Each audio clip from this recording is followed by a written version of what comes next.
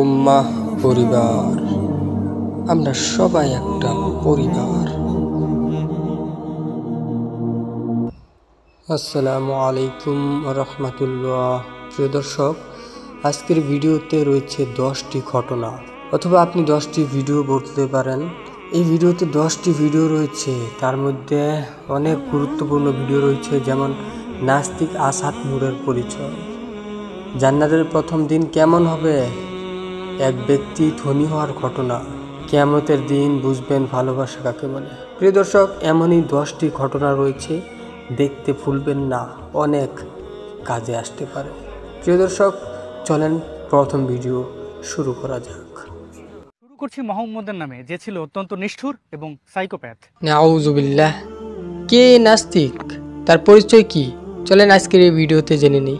আসসালামু আলাইকুম রহমতুল্লাহি ওয়া বারাকাতুহু। সুপ্রিয় দর্শক, এই নাস্তিক বাংলাদেশের এক নাগরিক, তার নাম আসাদ নূর। তার বর্তমান বয়স 25 থেকে 26 বছর হবে। সে নিজেকে নাস্তিক দাবি করে, কিন্তু সে সব সময় ইসলামের পিছনে লেগে থাকে।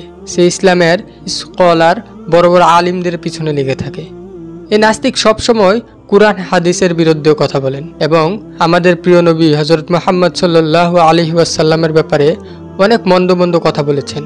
আল্লাহ তাআলার ব্যাপারেও অনেক মন্দ মন্দ কথা বলেছেন।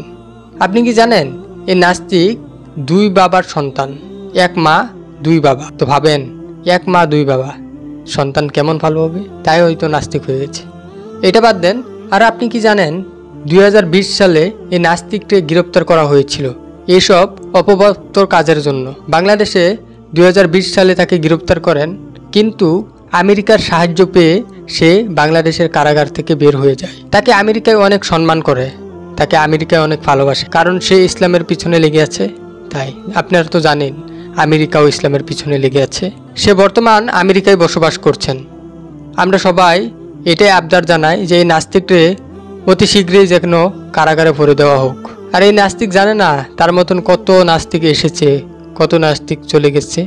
ওয়েট করো, তুমিও বেশি দিন থাকবা না। ওয়েট করো, ওয়েট। আসসালামু আলাইকুম রহমতুল্লাহি ওয়া বারাকাতুহু। ছোট্ট একটা ইনফরমেশন ছিল, সবাই ভিডিওটা বেশি বেশি করে শেয়ার করে দিবেন। আর এই নাস্তিকের যত ভিডিও আছে সব ভিডিওতে রিপোর্ট করবেন। সবাই ভালো থাকবেন, নিজের খেয়াল রাখবেন। দেখা হচ্ছে নতুন এক ভিডিওতে। আসসালামু আলাইকুম রহমতুল্লাহ।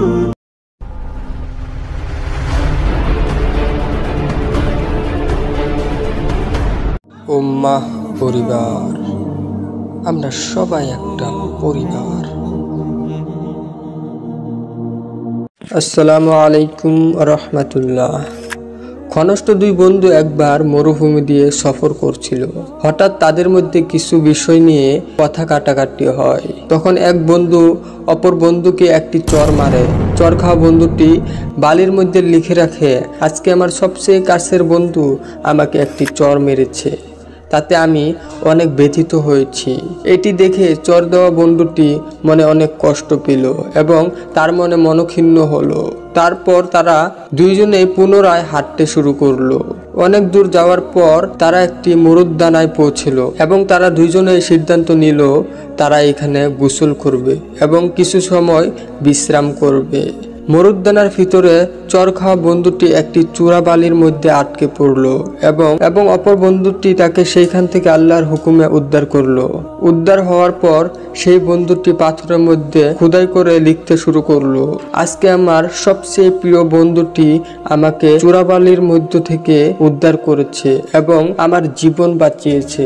এটি দেখে ওই বন্ধুটি তাকে জিজ্ঞেস করলো, তখন তোমাকে আমি চর মেরেছিলাম এবং সেটি তুমি বালির মধ্যে লিখে রেখেছিলে, এবং এখন যখন আমি তোমাকে উদ্ধার করলাম এটি তুমি পাথরের মধ্যে খোদাই করে লিখলে কেন? এই কথা শোনার পর চর খাওয়া বন্ধুটি তাকে বলল, কেউ যদি আমাদেরকে কষ্ট দেয় সেটাকে এমন জায়গায় লিখে রাখা উচিত যাতে সেটি ক্ষমার বাতাসে উড়ে যায়, আর যখন কেউ আমাদেরকে উপকার করে তখন সেটিকে হৃদয়ের এমন স্থানে লিখে রাখা উচিত যাতে সেটি মন থেকে কখনো মুছা না যায়।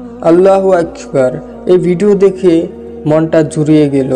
একটা কথা মনে রাখবেন, আমরা কিন্তু কাউকে ক্ষমা করতে চাই না, আমরা মানুষকে ক্ষমা করতে চাই না, আর আমরা মানুষের উপকার ভুলে যাই। একটা কথা আমাকে বলেন, আমরা মানুষকে ক্ষমা করতে চাই না, কিন্তু আমরা কাল কিয়ামতের দিন আল্লাহর সামনে যেয়ে ক্ষমা বিচারবো। আপনার মনে কি বলে, আমরা যদি কাউকে ক্ষমা না করি, আল্লাহ তাআলা কি আমাদেরকে ক্ষমা করবে? তা অবশ্যই জানিয়ে যাবেন। আসসালামু আলাইকুম। সবাই ভালো থাকবেন, নিজের খেয়াল রাখবেন, 5 ওয়াক্ত সালাত আদায় করবেন, রমজান মাসের রোজা রাখবেন। এটাই আপনার সম্পদ।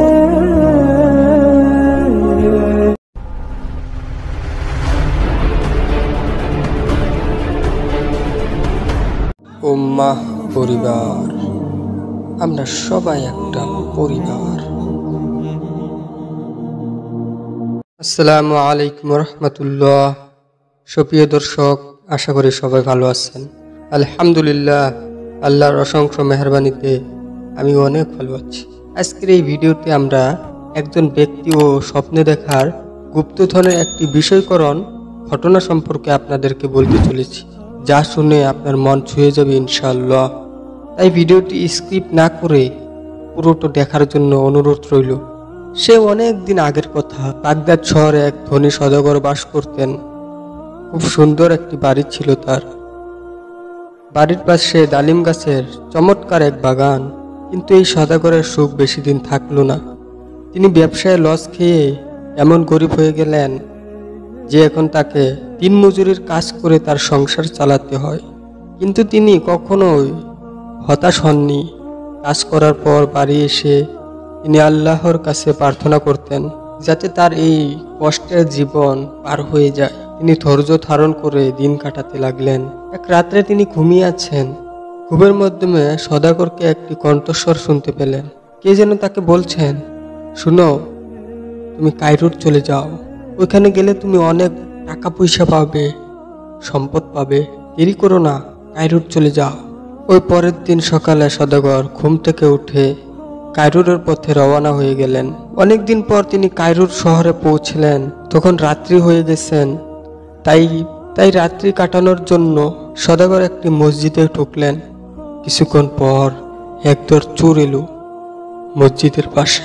তারা মসজিদের পাশের বাড়িতে চুরি করার মতলবে এসেছিল, কিন্তু তাদের উপস্থিত টের পেয়ে গেল বাড়ির মালিক। তিনি হইচই করে বাড়ির জন্য সদস্যকে ডাকাডাকি করতে লাগলেন। এমন শোরগোল শুনে চোরের দল ভয়ে পালিয়ে গেল। গৃহকর্তার চিৎকারে চলে এলো 900 প্রহরারা। চোরগুলিকে দেখতে পেল না, পেল মসজিদে থাকা ঘুমিয়ে সওদাগরকে। তাই তাকে তারা গ্রেপ্তার করলো এবং লাঠির দিয়ে পিটুনি দিল। মার খেয়ে বেচারা সওদাগর অজ্ঞান হয়ে গেল। সৈন্যরা সওদাগরকে কারাগারে ভরে দিল। ওইখানে 3 দিন 3 রাত পড়ে থাকলো সওদাগর। তারপর বিচারক এসে সওদাগরকে জিজ্ঞাসা করলেন, কে তুমি? কায়রোর শহরে কেন এসেছো তুমি? বেচারা সওদাগর জবাব দিলেন, আমি বাগদাদের একজন সৎ ও পারিশ্রমিক সওদাগর।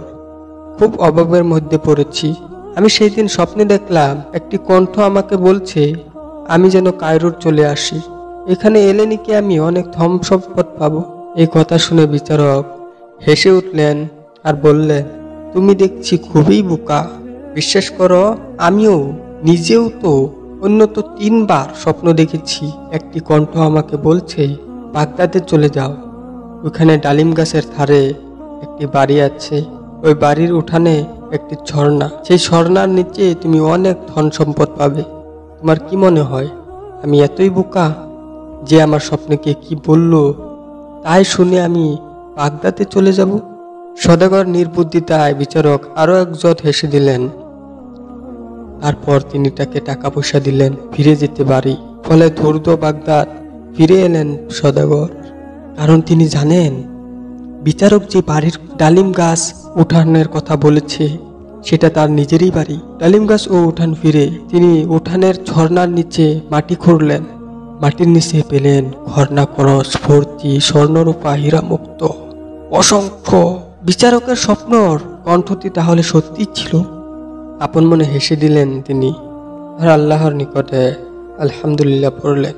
তারপর থেকে আবার সুখ শান্তি ফিরে এলো সওদাগরের জীবনে। তারা আর কখনো অভাবে পড়তে হয়নি। বন্ধুরা, এটি একটি কাল্পনিক গল্প হলেও এর ভিতরে গভীর অর্থ বহন রয়েছে। স্বপ্নে সরাসরিভাবে বললেই হতো যে তার বাড়িতেই গুপ্তধন আছে, তাহলে সে সওদাগরকে কেন কায়রোর যেতে বলা হয়েছিল? আপনার মনে কি বলে তা অবশ্যই আমাদেরকে জানাবেন। সবাই ভালো থাকবেন, নিজের খেয়াল রাখবেন। দেখা হচ্ছে পরের এক নতুন ইসলামিক ইতিহাস নিয়ে। আসসালামু আলাইকুম রহমতুল্লাহ।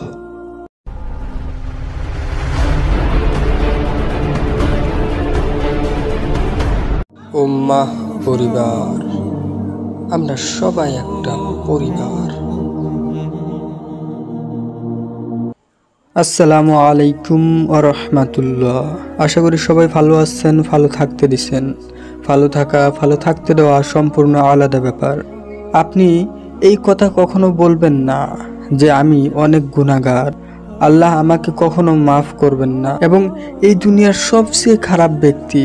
আমার এমন কোনো ভালো কাজ নেই যে ভালো কাজের উসিলায় আল্লাহ আমাকে মাফ করবে। একটা কথা মনে রাখবেন, আল্লাহর রহমত আমাদের গুনাহ থেকে অনেক বড়, অনেক বেশি। তাই কখনো হতাশ হবেন না। আমি আপনাকে এমন একটি ঘটনা শোনাবো যা শুনে আপনি কখনো বলবেন না যে আমি আল্লাহর ক্ষমা পাওয়ার যোগ্য নয়। চলেন ভিডিওটি দেরি না করে শুরু করা যাক। একবার মুসা আলাইহিস সালামের জামানায় এক পাপী যুবক ছিল, যার অত্যাচারে পুরো মহল্লার মানুষ বিরক্ত হয়ে গেছিল। তার পাপ করা এতই বেশি ছিল যে তার দ্বারা এমন কোনো গুনাহ নাই যেটা সে করে নাই।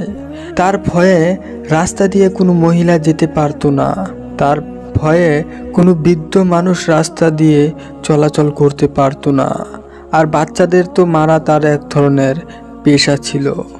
তার অত্যাচার সহ্য না করতে পারে গাঁয়ের মানুষ সবাই মিলে একটা সিদ্ধান্ত নিল। তাকে গাঁও থেকে মারধর করে বের করে দিবে। যেই বলা সেই কাজ, সবাই মিলে যুবককে মারধর করে গাঁও থেকে বের করে দেয়।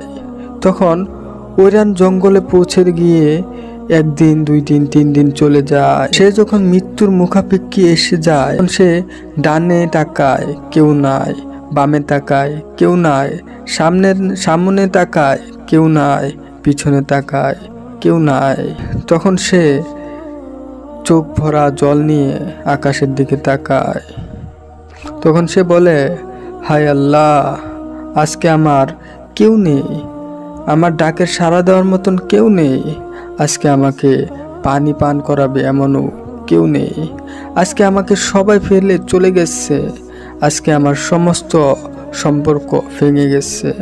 আজকে আল্লাহ, আপনি যদি আমাকে ক্ষমা না করেন আমি কোথায় যাব? আপনি যদি আমাকে ক্ষমা না করেন আমি কি করব? হে আল্লাহ, আজকে আমি বুঝে গেছি আপনি ছাড়া কেউ আপন নয়, সবাই পর। আয় আল্লাহ, আমাকে মাফ করে দেন। যখন যুবক কেঁদে কেঁদে আল্লাহর কাছে মাফ চাচ্ছেন, তখন এই শব্দটি আল্লাহর কাছে অনেক পছন্দ হয়। তখন সে বলে, হে আল্লাহ, দুনিয়াতে শুনেছিলাম আপনার রহমত অনেক বেশি, শুনেছি আপনার রহমত সমস্ত পৃথিবীর গুনাহগারের চেয়েও বেশি। আমি যদি সঠিক শুনেছি, তবে আপনি আপনার রহমতের উসিলা করে আমাকে মাফ করে দেন। আপনি আপনার রহমত আমার উপর অবতীর্ণ করেন। আজকে আমার সমস্ত পরিবার আমাকে ফেলে চলে গেছে। যদি আপনিও আমাকে ছেড়ে দেন আমি একা হয়ে যাব। আমি কোথায় যাব? আপনার আকাশ ফেলে আমি কোথায় যাব? আপনার জমিন ছেড়ে আমি কোথায় যাব? সমস্ত জায়গায় তো আপনারই রাজত্ব। আপনি যদি আমাকে ক্ষমা করে দেন তাতে আপনার কিছুই যায় আসে না। এই কথাগুলো শুনে আল্লাহ তাআলার রহমত জেগে উঠল। তখন সে যুবককে আল্লাহ মাফ করে দেয় এবং তার মৃত্যু হয়ে যায়। যখন সেই যুবকটি মারা যায়, তখন মুসা আলাইহিস সালামকে ওহীর মাধ্যমে বলা হয়, হে মুসা, জঙ্গলে এক আমার বন্ধু মারা গেছে, তাকে তুমি জানাজার দাও, তার কাফন ব্যবস্থা করে দাও, তার জানাজারে শরীক হও, এবং তোমার কমকে বলে দাও আজকে যে এই জানাজারে শামিল হবে তাদের সমস্ত গুনাহ মাফ করে দিব। তখন মুসা আলাইহিসসালাম তার কমকে বলে, আজকে আল্লাহর এক ওলি, আল্লাহর এক বন্ধু এই হইরান জঙ্গলে মারা গেছে, তার জানাজার যে শরিক হবে তার সমস্ত গুনাহ মাফ হয়ে যাবে। তো সবাই মিলে জঙ্গলের দিকে ছুটে পড়ে। সবাই মিলে জঙ্গলে ছুটে যাওয়ার পর তারা দেখতে পায় সেই যুবককে, যেই যুবককে তারা গাঁও থেকে বের করে দিয়েছিল মারধর করে। তখন তারা মুসা আলাইহিসসালামকে বলতে থাকেন, হে মুসা, এই ব্যক্তি তো অনেক পাপী, এই যুবক তো অনেক পাপী, এ আল্লাহর বন্ধু হলো কেমন করে? তখন মুসা আলাইহিসসালাম আল্লাহকে বলেন, হ্যাঁ আল্লাহ, এই ব্যক্তি তো অনেক পাপী ছিল, আপনার বন্ধু কিভাবে হলো? তখন আল্লাহ বলেন, হে মুসা, তোমরা সবাই ঠিক বলছো, এই ব্যক্তি অনেক পাপী ছিল, অনেক খারাপ ছিল, কিন্তু মৃত্যুর আগে যখন সে ডানে তাকায় কেউ নাই, বামে তাকায় কেউ নাই, সামনে পিছনে কেউ নাই, তখন সে আকাশের দিকে তাকিয়ে আমার দিকে তাকিয়ে যখন চোখ দিয়ে জল পড়ছিল, তখন আমার আর রহমত লুকিয়ে থাকতে পারি নাই। তার চোখের জল দেখে আমি আর থাকতে পারি নাই, তার চোখের জলে আমার রহমত জেগে উঠল, তাকে ক্ষমা করার জন্য আমার রহমত উঠলে উঠল। তার যখন কেউ ছিল না, তখন যদি আমিও না থাকি, তখন সে কি করবে? হে মুসা, আমাকে বলো। তখন মুসা আলাইহিসসালাম বলেন, আল্লাহ আপনি ভালো জানেন। তখন মুসা আলাইহিসসালাম তার দাফন কাফনের কাজ শুরু করে দিল, তার জানাজার নামাজ হয়ে গেল।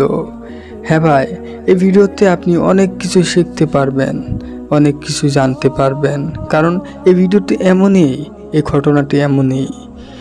আপনি যদি সত্যিকারে তওবা করতে পারেন, আপনার মর্তবা বেড়ে যাবে, আপনার সম্মান বেড়ে যাবে, আপনার ইজ্জত বাড়িয়ে দিবে কে? আল্লাহ। আপনি যদি সত্যিকারে তওবা করেন, এখনই আজকেই তওবা করে নেন, কারণ আল্লাহ ছাড়া আপনার কেউ নেই। যখন আপনি বুঝবেন ওই যুবক তো ভাগ্যর জন্য আল্লাহর ক্ষমা পেয়ে গেছে, আপনি কি সেই অপেক্ষা করবেন না আজকেই তওবা করবেন? সিদ্ধান্ত আপনার। আজকে আল্লাহর পথে ফিরে আসুন, কারণ আল্লাহ ছাড়া আপনার সত্যিকারে আপন বলতে কেউ নেই। সবাই ভালো থাকবেন, নিজের খেয়াল রাখবেন, 5 ওয়াক্ত সালাত আদায় করবেন, রমজান মাসের রোজা রাখবেন, কারণ এটাই আপনার সম্পদ। আসসালামু আলাইকুম ওয়া রাহমাতুল্লাহ।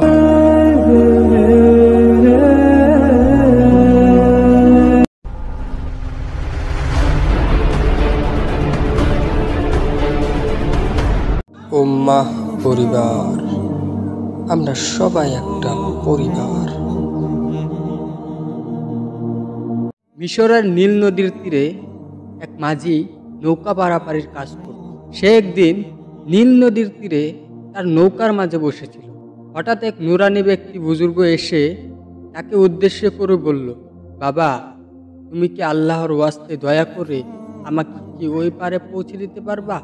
বুজুর্গর এমন ইচ্ছের কথা শুনে এই মাঝি তৎক্ষণাৎ বলে উঠল, জি হুজুর, কেন নয়, অবশ্যই আমি আপনাকে ওই পারে পৌঁছে দিতে পারবো। এই বলে মাঝি বুজুর্গকে নিয়ে নীল নদ পার করে দিল। যখন বুজুর্গ নৌকা থেকে নামতে যাবে, তখন মাঝিকে উদ্দেশ্য করে বলল, আমি যদি তোমার কাছে একটা আমানত রেখে যাই, তাহলে কি সেইটা তুমি রাখতে পারবে? বুজুর্গর এমন কথা শুনে সে মাঝি বলল, জি হুজুর, বলুন আমাকে কি আমানত রাখতে হবে আপনার? তখন বুজুর্গ মাঝিকে উদ্দেশ্য করে বলল, কাল জোহরের সময় তুমি উম্মুক গাছতলায় এসে আমাকে মৃত অবস্থায় দেখতে পাবে। দয়া করে আমাকে কাফন দাফন করবে এবং কাফন দাফন কাম সমাপ্ত করে ওইখানে আমাকে সমাহত করবে এবং আমার লাঠি, আমার জামা এবং আমার মাল সামান তোমার কাছে রেখে দিবে। পরবর্তী যখন তোমার কাছে আমার নাম নিয়ে কোনো ব্যক্তি এই আমানত চাইবে, তুমি তাকে সঙ্গে সঙ্গে দিয়ে দিবে। এই বলে বুজুর্গ সেখান থেকে বিদায় নেয়। তখন মাঝি বলল, আমি বেমালুম ভুলে যাই বুজুর্গর এমন কথা। পরের দিন যখন জোহরের সময় পার হয়ে আসরের সময় চলে আসে, তখন আমার এই বুজুর্গর কথা স্মরণে আসে। তখন আমি তাড়াহুড়ি করে বুজুর্গর কথা মতে ওই জায়গায় চলে যাই। ওই জায়গায় যাইয়ে আমি দেখি বুজুর্গকে ওই গাছতলায় মৃত অবস্থায়। তখন আমি বুজুর্গর কথা মতো বুজুর্গকে কাফন পরাই এবং জানাজারের জন্য আমি মানুষকে আহ্বান করতে থাকি এবং কত সংখ্যা মানুষ বুজুর্গর জানাজারে হবে তা আমি কখনো কল্পনাও করতে পারিনি। জানাজার কাজ শেষ করে আমি বুজুর্গর কথা মতো মাল সামানগুলো আমার সাথে নিয়ে যাই। বাসায় গিয়ে আমি রাতে শুয়ে পড়ি। পরের দিন দুপুরবেলা এক নৃত্যশিল্পী ব্যক্তি এসে আমাকে ওই বুজুর্গর পরিচয় দিয়ে ওই আমানত আমার কাছ থেকে চাইল। ওই ব্যক্তি আমাকে বলল, আপনার কাছে যে বুজুর্গর আমানত রয়েছে তা আমাকে দিয়ে দিন। ওই ব্যক্তির এমন কথা শুনে আমি অবাক হলাম এবং তাকে জিজ্ঞাসা করলাম, আপনি কেমন করে জানেন যে বুজুর্গর আমানত আমার কাছে রয়েছে? তখন ওই ব্যক্তি আমাকে উদ্দেশ্য করে বলল, এটা আপনি না জানলেও চলবে। তখন আমি বেশ জোর জবরদস্তি করার পর সে ব্যক্তি আমাকে বলল, আমি গতকাল একটি বিবাহ অনুষ্ঠানে সারা রাত নৃত্য পরিবেশন করি। যখন রাত্রি শেষ হয়ে যায় তখন আমি ঘুমিয়ে পড়ি। তখন আমি স্বপ্নে দেখতে পাই যে এক ব্যক্তি আমাকে বলছে যে আজ অমুক একজন বুজুর্গ মৃত্যুবরণ করেছে এবং তোমাকে সেই বুজুর্গর স্কলারশিপ করা হয়েছে, সুতরাং তুমি অমুক ব্যক্তির নিকট যাও এবং সে বুজুর্গের যত মহামূল্যবান তোহফা রয়েছে তা তুমি নিয়ে নাও। সেই ব্যক্তির এমন কথা শুনে আমি আফসোস করতে থাকলাম আর বলতে থাকলাম, হায়, যদি সেই ব্যক্তির বদলে আমাকে এই মর্তবা দেওয়া হয় তা কতই না ভালো হতো। অতঃপর যখন বুজুর্গর ওই আমানতগুলো ওই ব্যক্তির হাতে আমি তুলে দেই, ওই ব্যক্তি আমানত হাতে নিয়ে তার মধ্যে ব্যাপক পরিবর্তন আসা শুরু করলো। সে নিজের নৃত্যের পোশাক ঝুরে ফেলে দিল আর আমাকে উদ্দেশ্য করে বলল, আপনি যদি কোনো গরিব মিসকিন পান তবে এই পোশাক তাদেরকে দিয়ে দিবেন। এই বলে সে আমার কাছ থেকে বিদায় নিল।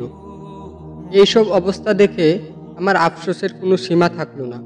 আমি এত পরিমাণ কান্নাকাটি করলাম যে আমার চোখের পানি দিয়ে দাড়ি ভিজে গেল। এইভাবে কাঁদতে কাঁদতে আমি সেইখানেই ঘুমিয়ে পড়লাম।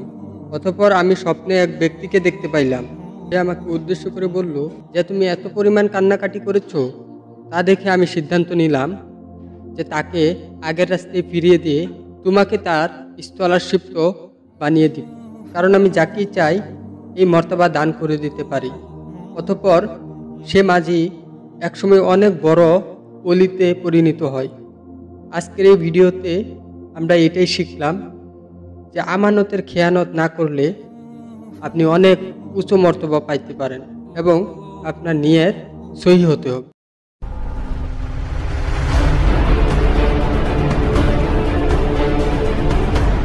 উম্মাহ পরিবার, আমরা সবাই একটা পরিবার। আসসালামু আলাইকুম রাহমাতুল্লাহ। পৃথিবীর সকল প্রাণীর জবান থাকলেও মাছের জবান নাই কেন? আর মাছেরা পানিতেই কেন বসবাস করে? এক ব্যক্তি হযরত আলী রাদিয়াল্লাহু তাআলা আনহুকে এই প্রশ্নটি করেন। হযরত আলী রাদিয়াল্লাহু তাআলা আনহু বলেন, জেনে রাখো আল্লাহ তাআলা মাছের মুখেও জবান দিয়েছিলেন, তারাও কথা বলতে পারত এবং জমিনেও চলাচল করতেও পারত, কিন্তু আফসোস এই মাছ নিজের উপর জুলুম করেছে, যার ফলে আল্লাহ তাআলা তার থেকে কথা বলার ক্ষমতা কেড়ে নিয়েছে এবং পরে জমিনে চলাচল করার ক্ষমতাও কেড়ে নিয়েছেন। পরিপূর্ণ রূপে তাদেরকে শুধুমাত্র এক জলস্র প্রাণীতে পরিণত করলেন। সে আগন্তুক ব্যক্তি জিজ্ঞাসা করলেন, হে আলী, মাছেরা নিজের উপর কি জুলুম করেছেন?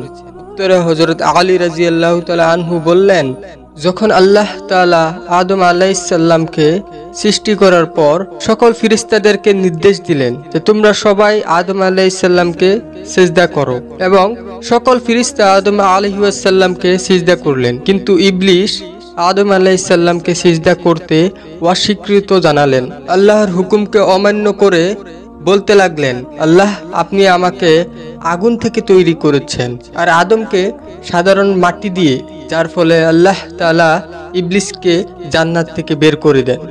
ইবলিস শয়তান জান্নাত থেকে বিতাড়িত এবং অভিশপ্ত কুৎসিত রূপে দুনিয়ার জমিনে এসে পড়ল এবং চিৎকার করে জমিনের সমস্ত মখলুকদেরকে বলতে লাগলো, সাবধান, মানুষ এসে পৃথিবীর বুকে জুলুম অত্যাচার করে বেড়াবে। সে সময় মাছেরা কথা বলতে পারত এবং জমিনে চলাচল করতেও পারত।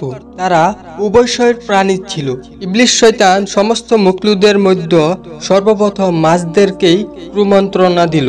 ইবলিস শয়তান মাছদেরকে বলল, মানুষ যখন পৃথিবীতে আসবে তখন তারা ক্ষুধা মেটানোর জন্য তোমাদেরকে জীবন্ত চাকুর সাহায্যে টুকরো টুকরো করে খাবে।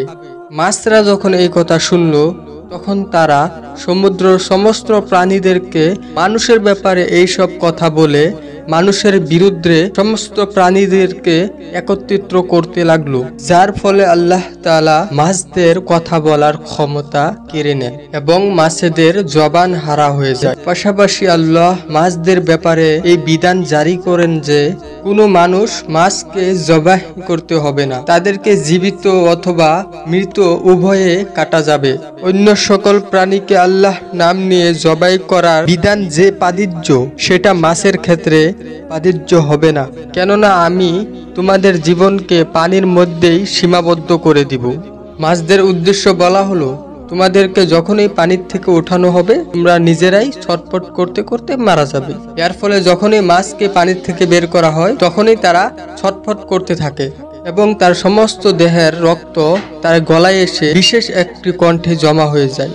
আর এই কারণে মাছকে খাওয়ার জন্য বিশেষ প্রক্রিয়া জবাই করার বাধ্যবতা নাই, কেননা ইসলামে জবাই করার বিধান এই জন্য দেওয়া হয়েছে যাতে করে পশুর শরীরের রগের মধ্যে প্রবাহী সমস্ত রক্ত মাংস থেকে আলাদা হয়ে বের হয়ে যায় এবং মাংসের গুণাগুণ অক্ষুণ্ণ থাকে, বীজাণুমুক্ত থাকে, স্বাস্থ্যকর থাকে। আদম সন্তানের জন্য যেন এই খাবার কোনোভাবে আনহাইজিনিক না হয়, অর্থাৎ অসুস্থকর না হয়। আর মাছের ক্ষেত্রে আল্লাহ তাআলার বিধান জারি করা হয়েছে যে যখনই মাছকে পানির ভিতর থেকে উপরে আনা হয় তখন প্রাকৃতিকভাবে মাছ ছটফট করতে থাকে।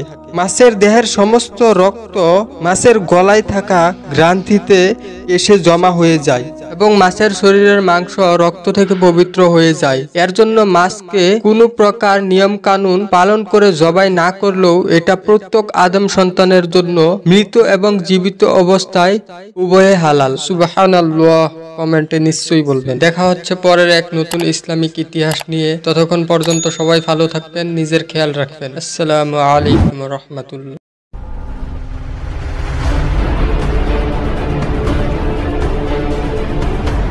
উম্মাহ পরিবার, আমরা সবাই একটা পরিবার। জান্নাতের প্রথম শুষ্কে যাওয়া বুড়িটিও হয়ে যাবে চচ্চলা তরুণীর মতো। আমাদের যখন নবীদের সাথে দেখা হবে, নবীর সাহাবীদেরকে আমরা সালাম করব। যুগের শ্রেষ্ঠ আলিমের সাথে মিলিত হতে পারবো, মুসলিম মুজাহিদের সাথে মিলিত হব, শহীদদেরকে দেখতে পাবো। আমরা তখন নিজের চোখে ফেরেশতাদেরকেও দেখব। আমাদেরকে বলা হবে, যে দেখো ওই যে আবু বকর এসেছেন, ওই যে দেখো উমর এসেছেন, ওই যে দেখো ওই গাছের ছায়ায় বসে আছেন খালিদ বিন ওয়ালিদ। সুমধুর কণ্ঠে কোরআন তেলাওয়াতের সুর ভেসে আসবে।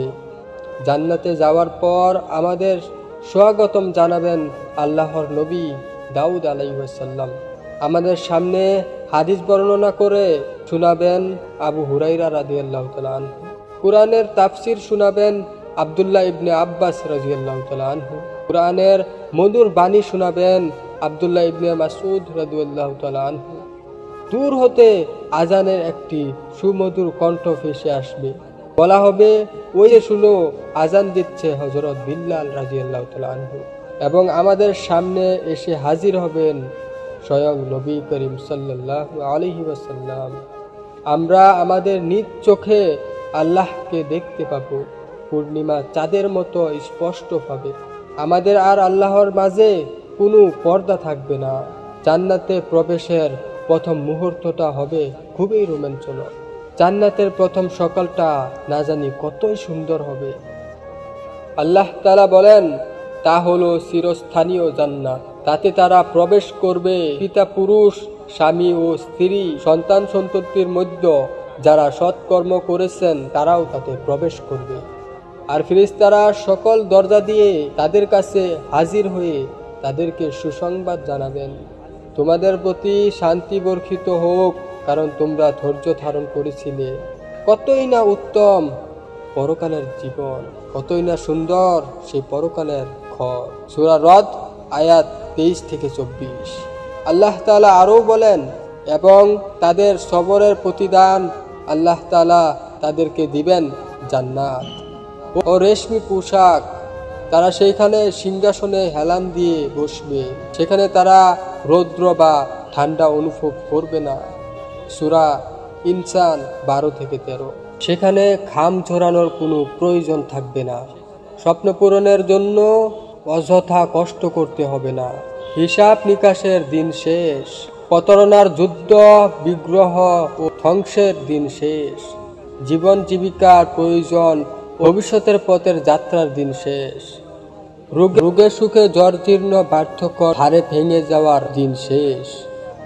হাসপাতালের বিছানায় শুয়ে থুকে থুকে মৃত্যুবরণ করার দিন শেষ, অথবা অন্ধকারের ভবিষ্যতের কথা ভাবার দিন শেষ। আল্লাহর কসম, জান্নাত কতই না সুন্দর। আল্লাহ রব্বুল আলামিনকে প্রথম দেখার যে অনুভূতিটা হবে তা জানি কতই দারুণ হবে।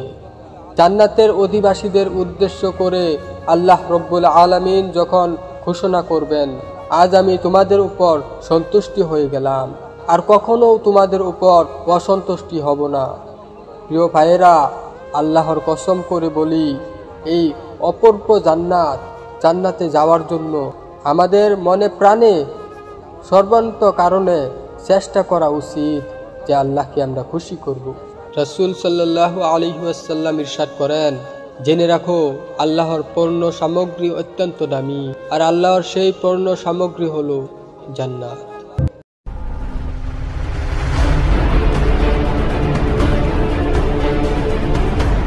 উম্মাহ পরিবার, আমরা সবাই একটা পরিবার। আসসালামু আলাইকুম ওয়া রাহমাতুল্লাহ। আশা করি প্রিয় দর্শক সবাই ভালো আছেন।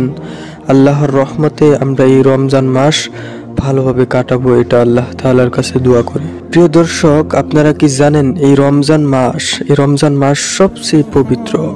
এই রমজান মাসের জন্য পুরা বছর ইন্তজার করে থাকে।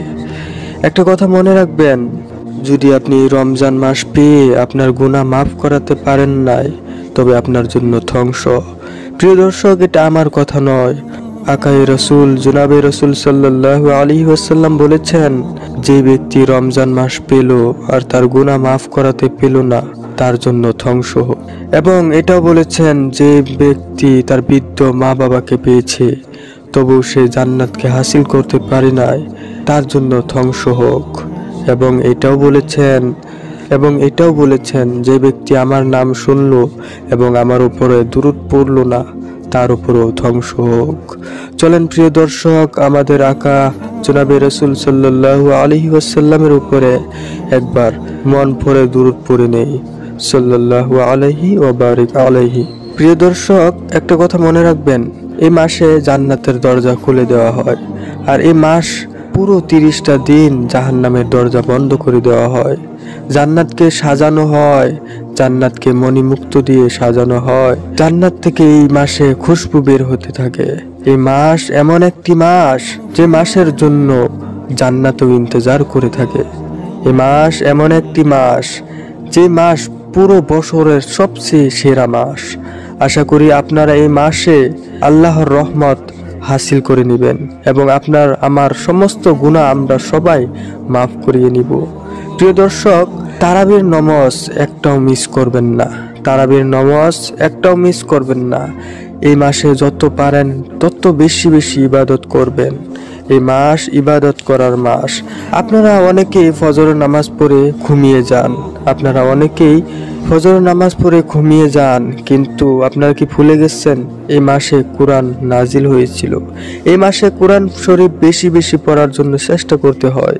এই মাসটা এমন ভাবে কাটান যে প্রতি বছরে একবার যেন এই মাস আছে, এই মাসে আপনি কোরআনের কয়েক পারা হিফজ করতে পারেন, অথবা দেখে দেখে কোরআন শরীফ, কোরআন মাজিদ এর খতম করতে পারেন।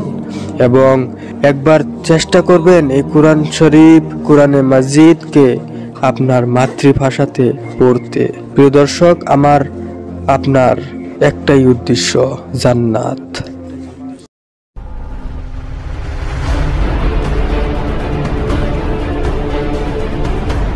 উম্মাহ পরিবার, আমরা সবাই একটা পরিবার। সেদিন সমস্ত ভালোবাসা আপনাকে কাঁদিয়ে দিবে, যেদিন নাকি আপনি, আমি সবাই একসাথে এক মাঠে দাঁড়িয়ে থাকব, সবাই নিজের নিজের চিন্তা নিয়ে ব্যস্ত থাকব। আপনার মা, আপনার বাবা, আপনার বিবি, আপনার ভাই, আপনার বোন, আপনার সন্তান, সবাই এক মাঠেই দাঁড়িয়ে থাকবে, কিন্তু সবাই নিজের নিজের নিয়ে ব্যস্ত থাকবে। সবাই বলবে, ইয়া আল্লাহ আমাকে বাঁচান, আমাকে বাঁচান, ইয়া আল্লাহ আমাকে বাঁচান, ইয়া নাফসি, ইয়া নাফসি। সবাই বলবে ভাই, সবাই। সেদিন আপনি বলবেন, আমিও বলবো। সেদিন সমস্ত ভালোবাসা ইগনোর করে যাবে আপনাকে, সমস্ত আত্মীয় স্বজন আপনাকে ইগনোর করবে, সবাই আপনাকে সেদিন ফেলে, একা ফেলে চলে যাবে। সবাই নিজে নিজে ব্যস্ততা দেখাবে। হঠাৎ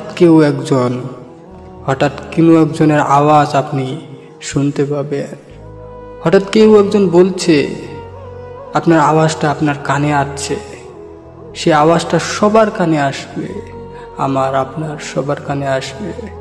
কেউ একজন সাইড থেকে বলছে, কেউ একজন বলছে, ইয়া রব আমার উম্মতকে বাঁচান, আমার উম্মতকে বাঁচান, ইয়া উম্মতি, ইয়া উম্মতি।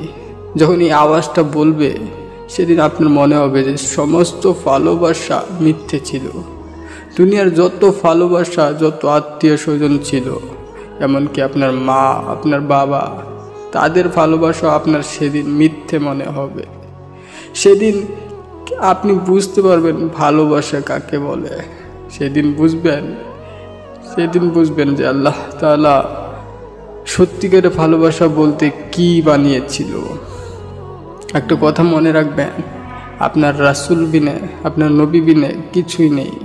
আপনি কিয়ামতের দিন এক কদম আগাতে পারবেন না রাসূলের সুপারিশ ছাড়া। তাই আপনি রাসূলকে ভালোবাসেন, আমাদের নবী হযরত মুহাম্মদ সাল্লাল্লাহু আলাইহি ওয়াসাল্লামকে ভালোবাসেন। আপনার জীবন যদি সুন্দর করতে চান, এখনকার মেয়ের পিছনে ঘুরে লাভ নাই। এখনকার কারো ভালোবাসা সত্য নয়, সবাই স্বার্থ নিয়ে আপনাকে ভালোবাসে। স্বার্থ শেষ হলে আপনাকে কেউ চিনবেও না। তাই ভাই, সময় আছে, এখন ফিরে আসুন, রাসূলকে ভালোবাসেন।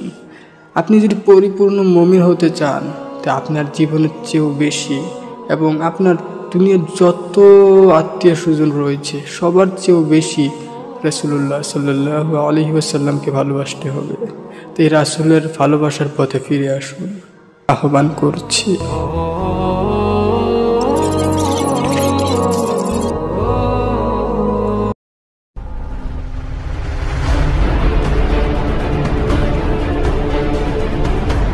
উম্মাহ পরিবার, আমরা সবাই একটা পরিবার। আসসালামু আলাইকুম রহমাতুল্লাহ। ফুরাত নদীর তলদেশের স্বর্ণ ভেসে উঠেছে। ইতিমধ্যে লক্ষ লক্ষ মানুষ সেই স্বর্ণ সংগ্রহ করতে চলে এসেছে। প্রিয় দর্শক, এই ফুরাত নদীর তীরে ইমাম হোসেন রাদিয়াল্লাহু তাআলা আনহুকে নৃশংসভাবে হত্যা করা হয়েছিল। প্রিয় দর্শক, আপনি কি জানেন এই ফুরাত নদীর ব্যাপারে সেই 1400 বছর আগে মহানবী সাল্লাল্লাহু আলাইহি ওয়াসাল্লাম কি বলেছেন? চলেন জেনে নিই এই ভিডিওতে। সে 1400 বছর আগে মহানবী সাল্লাল্লাহু আলাইহি ওয়াসাল্লাম বলেছেন, তোমরা কিয়ামতের আশা ততক্ষণ পর্যন্ত করো না যতক্ষণ না এই ফুরাত নদী তার মধ্য থেকে স্বর্ণর পাহাড় বের করে দিচ্ছে। প্রিয় দর্শক, আর এও বলেছেন যে এই স্বর্ণর পাহাড় নিয়ে 80টা দেশ যুদ্ধ করবে, আর প্রতি 100 জনের মধ্যে 99 জনেই মারা যাবে। প্রিয় দর্শক, আর সেই প্রতি 100 জনের মধ্যে সবাই ভাববে যে আমি সেই একজন যে এই স্বর্ণর পাহাড়ের মালিক হব, কিন্তু কেউ জানে না যে প্রত্যেক 100 জনের মধ্যে কোন 99 জন মারা যাবে। প্রিয় দর্শক, মুমিনদের ব্যাপারে মহানবী সাল্লাল্লাহু আলাইহি ওয়াসাল্লাম কি বলেছেন আপনি কি জানেন?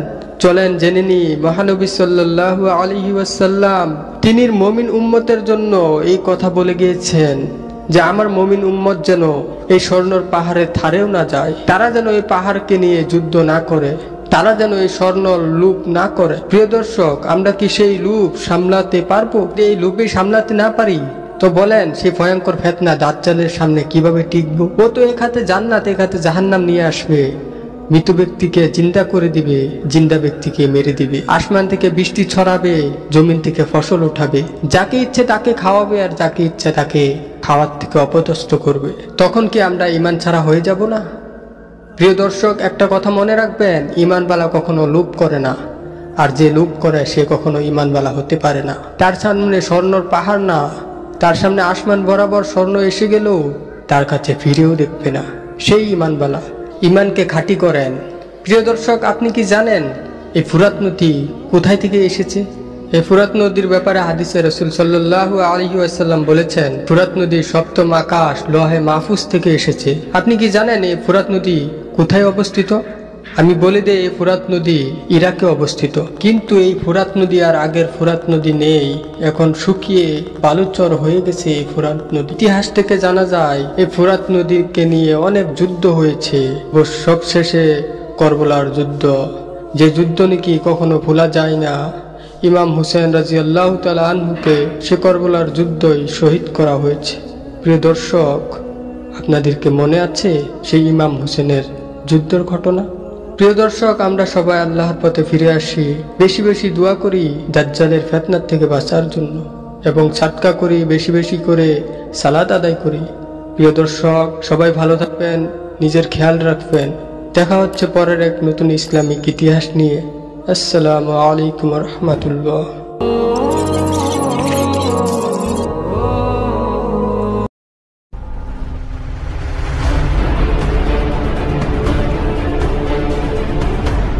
উম্মাহ পরিবার, আমরা সবাই একটা পরিবার।